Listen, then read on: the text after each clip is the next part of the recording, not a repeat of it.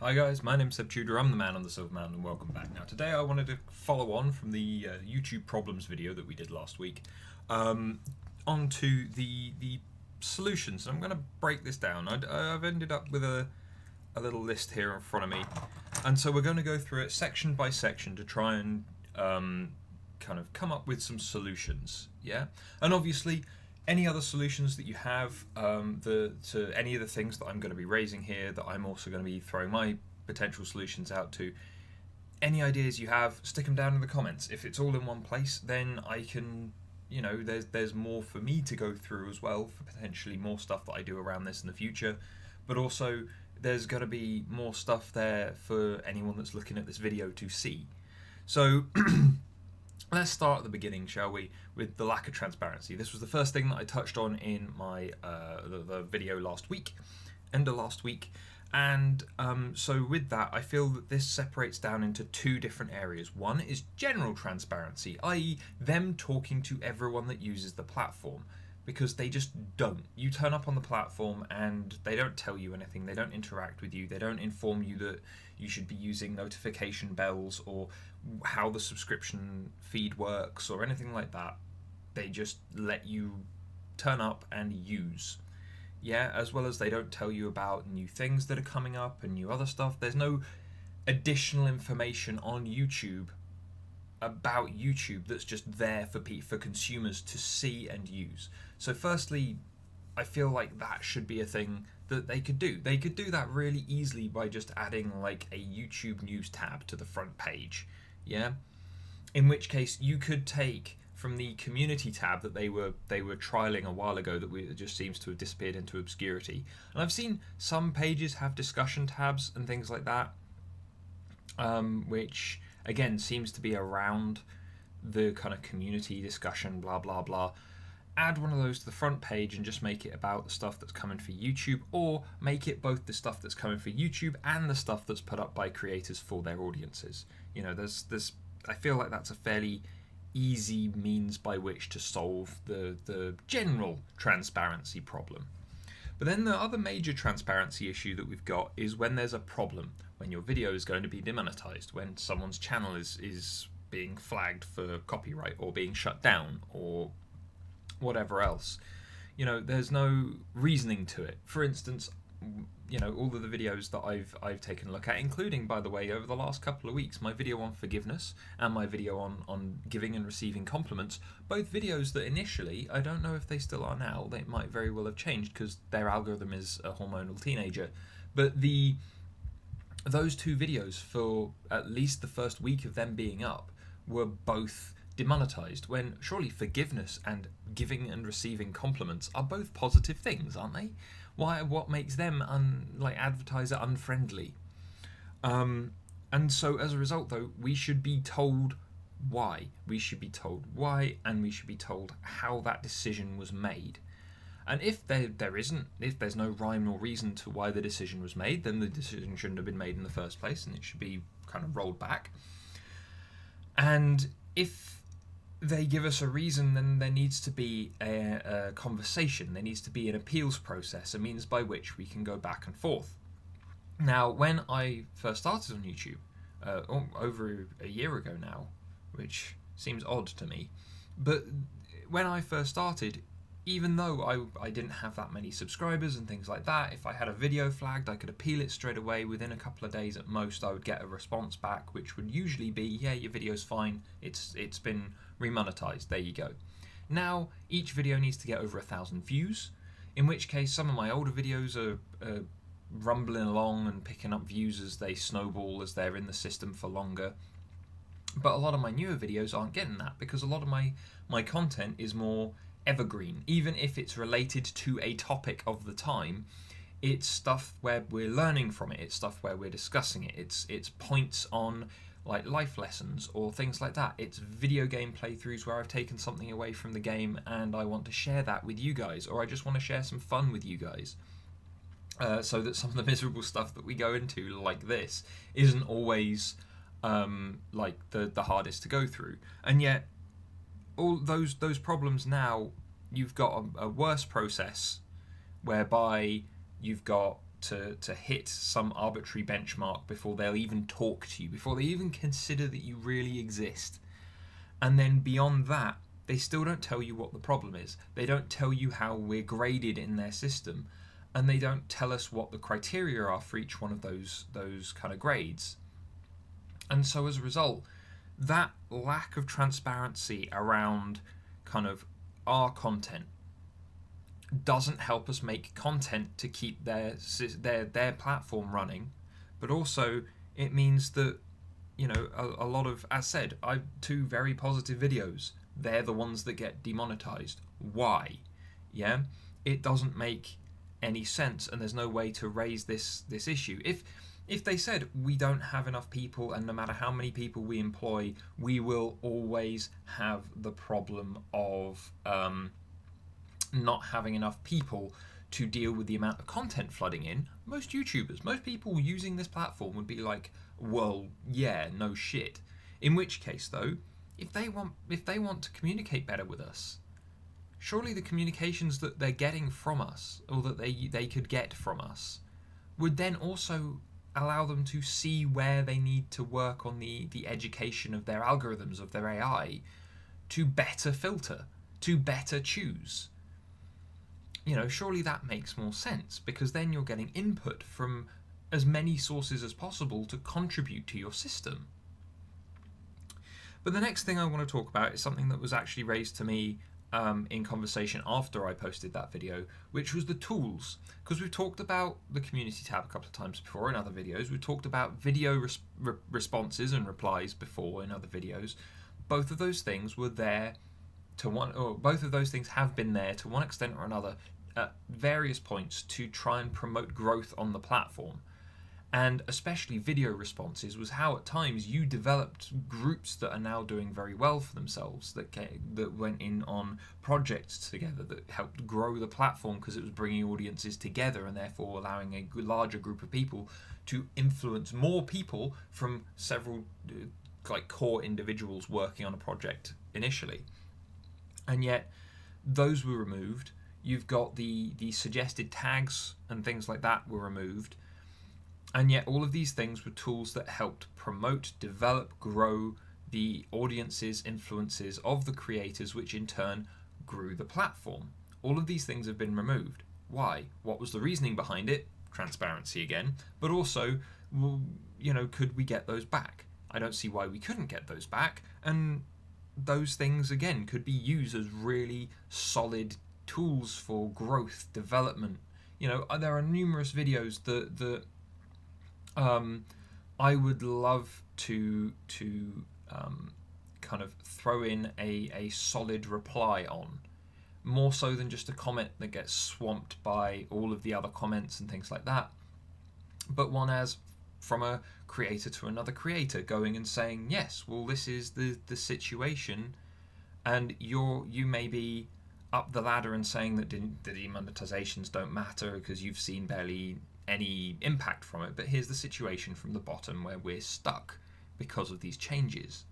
You know, or even just fun stuff, you know, showing someone else where they can find a thing in a game that we both play and that I enjoy watching them play, and yet they've run into a problem, whatever. You know, there's so many applications for just that additional level of interaction between creators that I don't know why it was removed initially.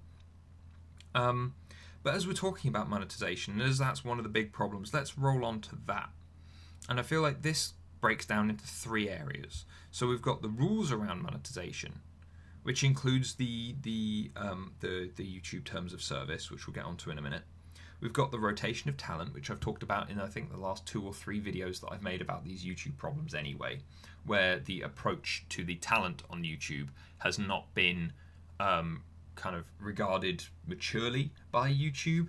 And then also we've got the issue of sponsors, both in regards to ones that people have already, but also in regards to the changes that they're making so that you can, like, we've got the very Twitch-esque system of kind of sponsoring live streams, and we've got YouTube Red and other bits and pieces.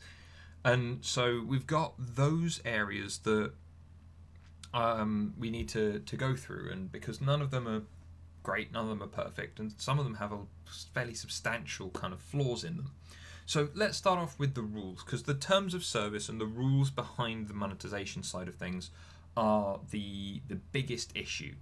Yeah, because the rules and the terms of service dictate what you can and can't put up, but they are so vague that it can be turned against you in all manner of different ways, even if you have tried to follow them to the letter. And then on top of that, the other rules around monetization, especially in regards to like the hitting of a certain threshold of views across the whole channel before you can monetize videos and all that kind of thing. In those situations, it's a case of, no, I'm sorry, you're kidding, right? You're disadvantaging yourself by not allowing those videos to be monetized, because even if my channel took some money beforehand, and then there was a big gap, big empty space where I hadn't hit 10,000 views. They brought that new initiative in, and so even though I was still counted as a partner, there was a long time that I wasn't getting proper monetization on my videos. I wasn't getting proper ads coming through or anything like that. And yet, whilst that disadvantages me to an extent, yeah, fine, I wasn't getting anything from it. Even beforehand, I wasn't getting anything from it. YouTube and Google, for transparency's sake, have paid me all of 77 pence to check that my account existed, and that was it. So I don't really have a vested interest in the money side of things purely. But in regards to the way that the system works with people's livelihoods, depending on this, when their livelihood has suddenly been cut by 75%, like their income is cut by 75%, that affects their livelihood quite substantially. And especially when they are following as many rules as they can, and they have tried to hit as many thresholds as possible, then they find themselves at the mercy of the algorithm. Because the algorithm, as much as choosing between who's following the rules and who isn't, and stuff like that, and what kind of content is allowed and where it should go, that's the problem. It's the where it should go part. Because it's, in addition to demonetizing things and whatever else, if it's demonetized, it drops it down in the kind of pecking order. If it's got other issues with it, then it just keeps dropping it down. And without the tools to make up for that, like making sure that we're tagging it correctly so that it's exactly where it needs to be, and being able to have rules and guidelines that are very specific that we can actually follow properly, we end up kind of treading water, hoping that we just don't sink.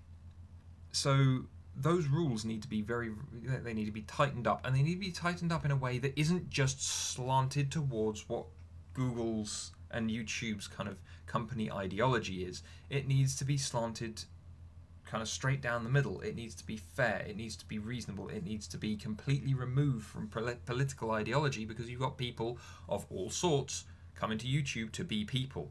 That place where people are people. But there's that. So let's talk about the rotation of talent, because I've talked about this before.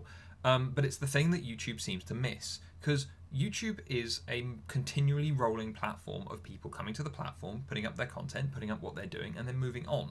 And whether they're moving on to more stuff that still involves the platform, or whether they're moving on, like certain individuals, into kind of musical careers, or into acting careers, or into bigger jobs through what they've shown on YouTube, it's a case of YouTube being that stepping stone, being that platform. It is the open mic night at the comedy club.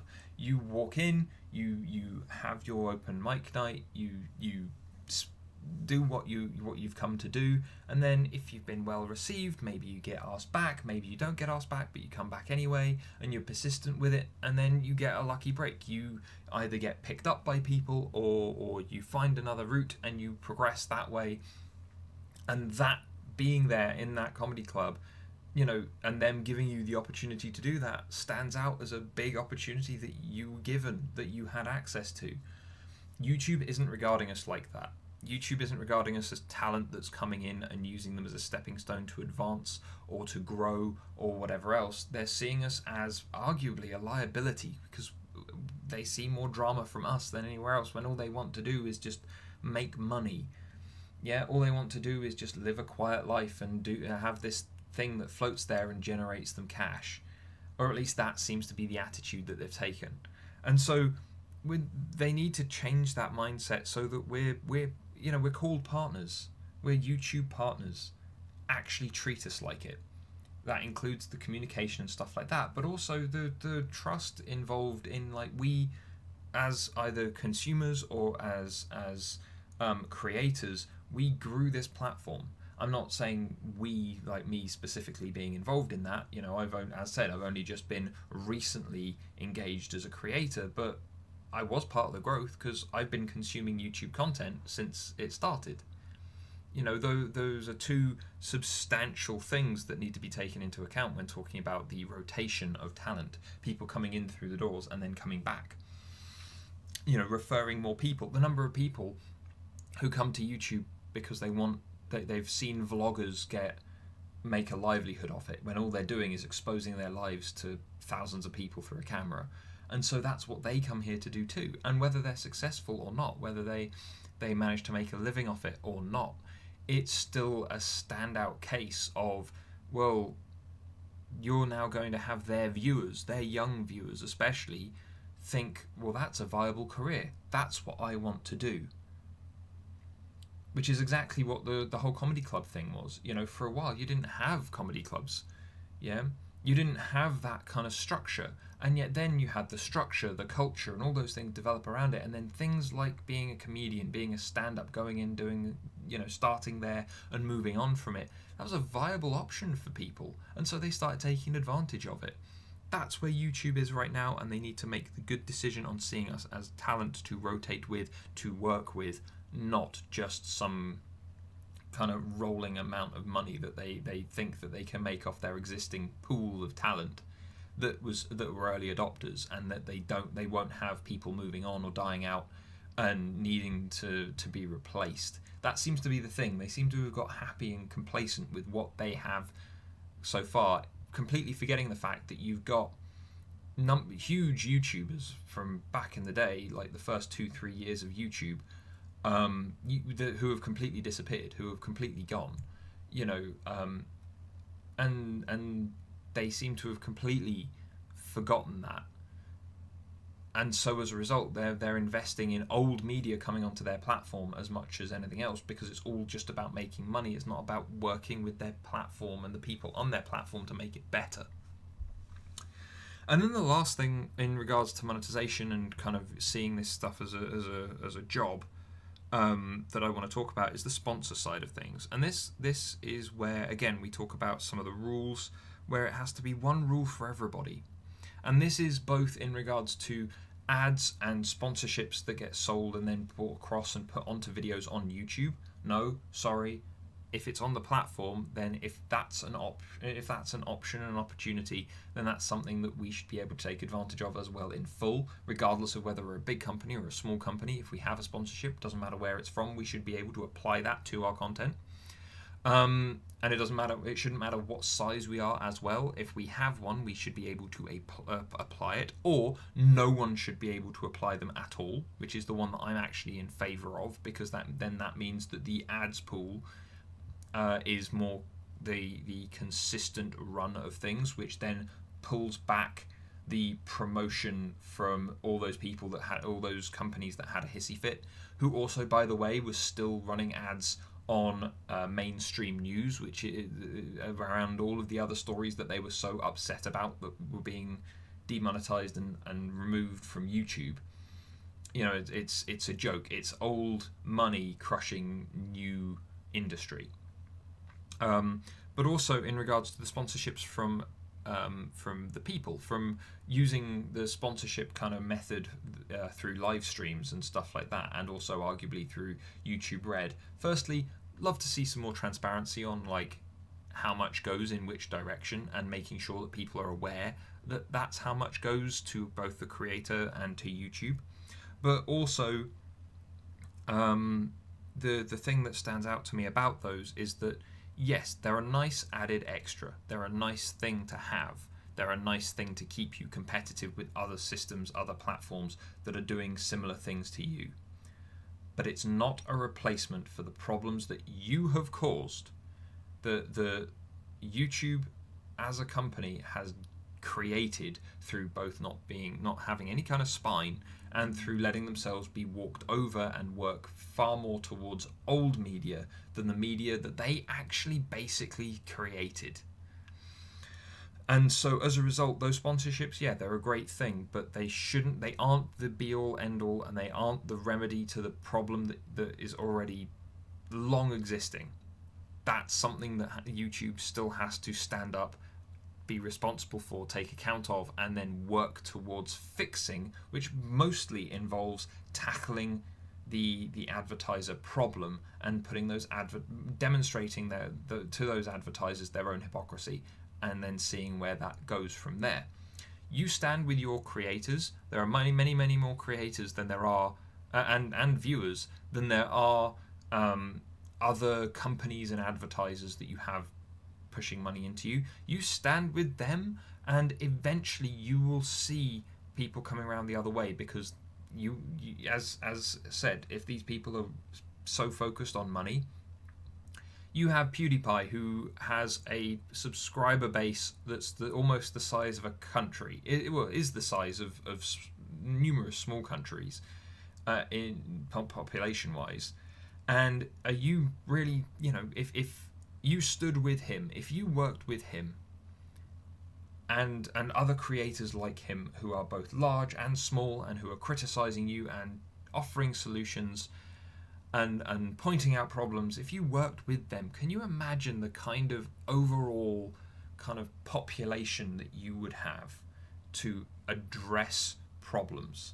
These people, by the way, who are also people who the advertisers want to keep happy, because otherwise they won't see their products sell. It's a fairly straightforward thing, but you need to address that directly as far as the money is concerned, because that's how we deal with all of this silly daft stuff around monetization. But let's get on to the next thing, and the next thing is the algorithm and content filtering. Now, I've said before, I said in the video last week even, that the main problem with the content filtering is that they're not focusing on the specific things that they need to focus on, which are mostly violence that isn't purely observed, i.e. actual violence or incitement to violence, pornography, and copyright infringement. Those are three pretty straightforward and simple things that they could be focusing on, but instead they're focusing on whether or not something will upset someone, whether or not it's about something, a news story, whether it's about this or that, and they're trying to focus too much on those things instead of the broad, easy to find things that they already have. So first off, hire some more people. You've got more than enough money, you've got more than enough access, hire some more people, and then have them work with the algorithm on those specific three areas. You don't need to touch anything else. You don't need to touch people's ideologies or anything like that. You don't need to worry about the other bits and pieces. Why not add into the metadata that we have access to, that we input as creators, an age rating? Who do we feel that it's content that is kind of good for people? Yeah. And then, if there are things that don't seem to add up, then fine. But also, make a point of putting that stuff in there. Have us work with you on this, yeah. Because we don't want porn on the platform. We don't want to have horrifically violent videos on the platform, which could cause all manner of untold harm and negativity. And copyright infringement is a pain in the ass for everybody to one degree or another. So do we want to see those things on the platform that we're trying to work with? No, because those are the things that cause problems. They drive people away from the platform. In which case, if you said, here is an age content guide or age restriction guide, should this, volunteer your video for restricted mode, volunteer your video for an age rating so that we can separate it out. You've already got things like the categories, so that, for instance, my gaming videos are categorized as gaming videos, in which case they can be found on YouTube Gaming, whilst an awful lot of my other videos aren't. They're just not there because they're not gaming. Most of mine are marked as education because they're about discussion, development ideas, learning, and so on.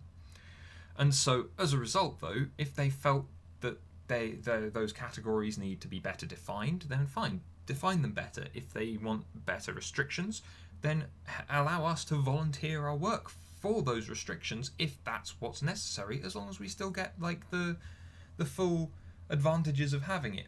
So, for instance, putting it into me going, okay, well, this game that I am playing is a kind of 18 certificate or a 15 certificate game, in which case, fair enough, it's above 12A, I'll volunteer that for just the restricted mode.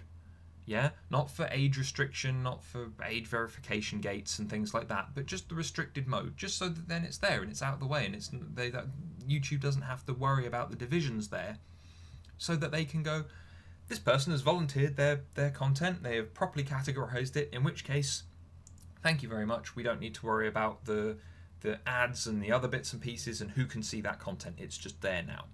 Yeah? Also, in regards to the content filtering, like, it starts filtering as soon as you've uploaded the video. In which case, though, if I've uploaded a video, I might not necessarily do the search engine optimization and the other bits and pieces, the description, the other stuff, the thumbnail. I might not do that for another 2 days. I'm uploading it because I've got time to upload it and because uploads can take a long time. In which case, it being flagged right then and there when all they have is a video title, a couple of screenshots from a couple of, the video itself. When there's no context, there's no thumbnail, there's no other information on the video yet. And yet, it's at times I've had that stick where it's been like, I've thrown this stuff on and it's completely innocuous. It's completely removed from anything offensive. And yet, it's remained either yellow or black on the little dollar sign. And it's like, well, the algorithm just seemed to make that decision really, really early. Either that, or the algorithm has made the decision early, and then only after a day or two, does it change its mind again and make it green. In which case, though, potentially that video's gone up, the first few people have watched it, it's already been marked down in the algorithm, in the rankings, so that it doesn't get shown to as many people. And so as a result, then when it goes green, time's already passed. People are already gone by on that video. It's far too low down in their subscription feed and whatever else for them to go and find it. And so the content filtering needs to be streamlined, and it needs to be made completely impartial, and it needs to be very, very factual and assisted by people, because the algorithm is stupid. And so now I want to get on to from the algorithm and rankings and things like that I just mentioned, I want to get on to trending, because this was another thing that I didn't mention last week that was brought up to me after the video went live. And with trending, we've seen numerous times that there is a human hand in what goes onto the trending page. And there are an awful lot of people that don't bother looking at it, but then again, there are also an awful lot of people that want to know kind of what the hot topics are at the moment, what the interesting things are that are going on, what brand new shiny trailers are there, and all that kind of thing.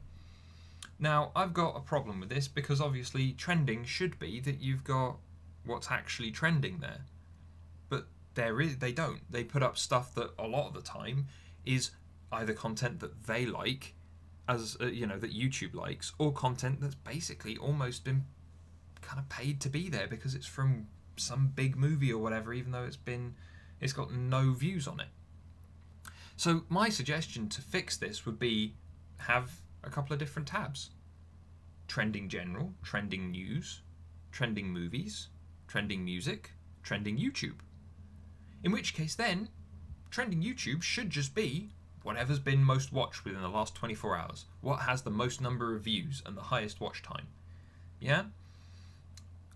Probably views more so than watch time, but either way, stick those in a list. In which case then you'd have a load of content that YouTube probably doesn't like, but it doesn't matter, because that's what the platform wants.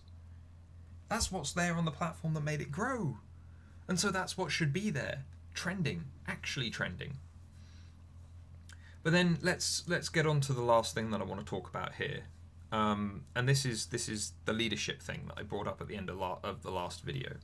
So first off, again, I want to say, you know, with the YouTube CEO's personal YouTube channel, she should be going through all of it from scratch by herself. No, you know, she already has access to so much.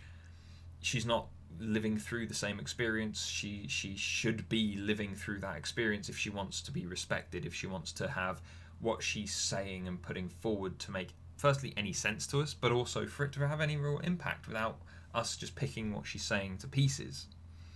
But also the YouTube leadership and the way that they put stuff forward,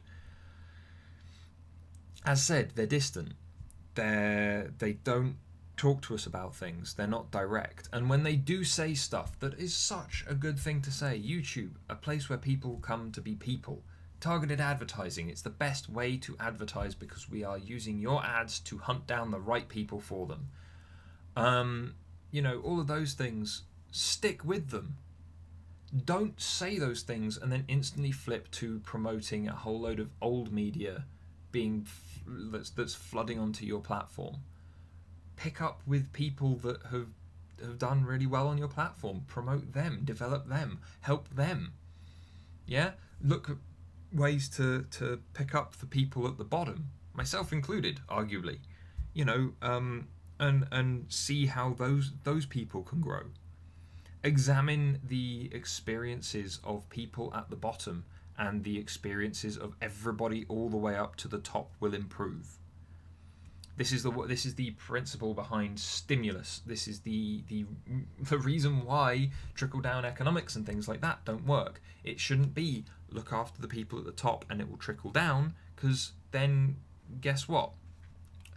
When you have a large bucket of water and you drop it from somewhere high, when it gets to the bottom, it's much more dispersed. And it's much, you know, you could quench thirst, you could wash something with a full bucket of water, throw it off a building so that it's all dispersed and it's as much water vapor as it is falling water, and it becomes useless to people because there is each individual that gets a single droplet of water, that is not going to quench thirst, help you wash anything, useful for anything. It's just not possible. And so that's the way that you need to have it grow up. You know, if you have that bucket of water available for the people at the bottom, then seeing something grow, something develop from that is much more likely. And so having a spine, sticking with the things that they are saying, not bending and bowing down to people who have no real involvement in your platform. Those things are important because those don't only gain you the respect of the people that helped you build the platform and make it grow in the first place, but also it means that your platform will start to be taken seriously. A culture will develop around your platform that you have to inform. It's the people at the top who build culture, not the people at the bottom. The people at the bottom, though, need to be enriched by it for that culture to then succeed. And so that distance needs to be closed. There needs to be much more in the way of steadfast support of both your creators and of your ideas and the way that things have run, and there should not be changes that disadvantage people. You know, you should not be removing systems in place that allow greater communication, greater outreach, greater capacity to work with your systems, like suggested tags so that the algorithm knows more. All of those things should not be removed if you want to continue to grow and enrich your system and your platform. So these are my thoughts based on the problems that I've talked about in the video last week and everything else. Obviously, the video that the video went up the end of last week, and I'm recording arguably quite a short time in between because I wanted to make sure that I had as much information from you guys as I could, but also to make sure that it was recorded and sorted and ready for upload, and so on and so forth. So maybe if there are a substantial number of comments and input on both that video and this one afterwards, then I'll do another one going through specifics of your comments and things like that as well. But otherwise, guys, you know, as I said in the last video, I'd love to know your experiences. I'd love to know what your thoughts are, what solutions you would have, any additional problems that I've not identified that you've experienced maybe more than I have because of the content that you create or the way in which you've done it or whatever else, you know. Please let me know. And otherwise, thank you very much for watching, guys, and I'll see you in the video tomorrow. Take care. Thank you very much for watching, guys. If you found this at all interesting, then please drop us a like, share this video, and subscribe for more. And I'll see you in the video tomorrow. Take care.